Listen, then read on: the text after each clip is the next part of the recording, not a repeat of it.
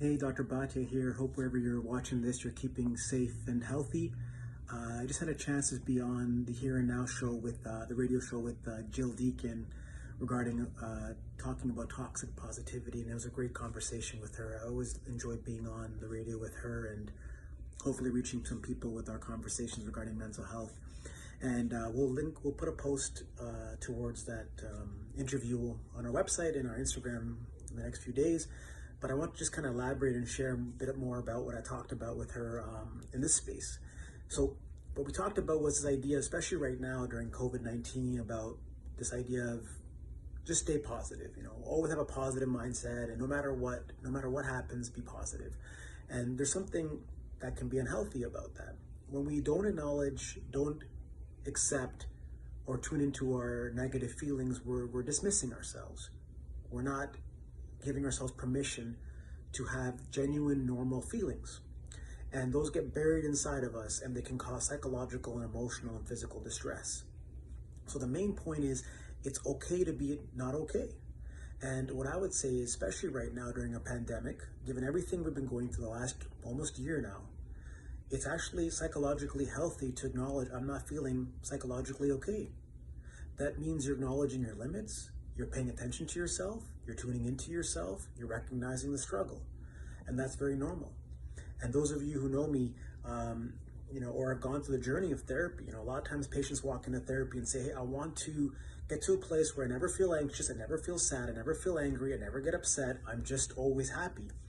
And can you help me? And to that I say, no, you're at the wrong place, because my goal is not here to turn people into machines.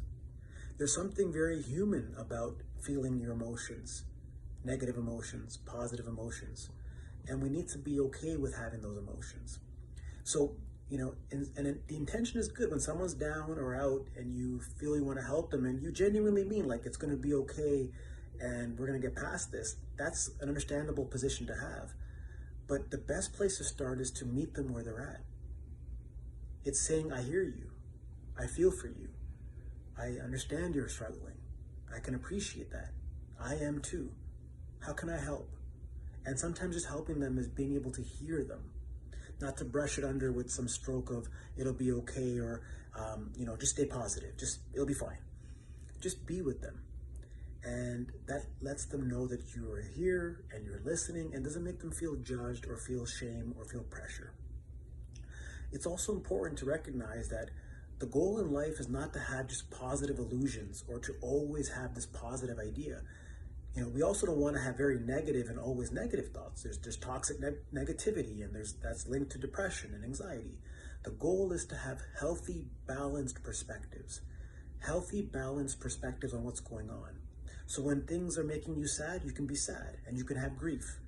When a limit needs to be set, you can be angry and be assertive. When something positive happens, you enjoy it, you embrace it. But blind optimism or constant negativity, these extreme polarities, are what cause dysfunction psychologically and lead to difficulties with our well-being. So the goal here is to meet the challenges, meet life for what it is, with compassion, with self-love, self-care, and with an honesty without judgment, and to recognize your limits and your unique battles. And so towards that end, I just want to say once again, it's okay to not be okay. And we'll get through this, and it takes time, but it's important to continue to stay tuned into yourself and to check in with yourself.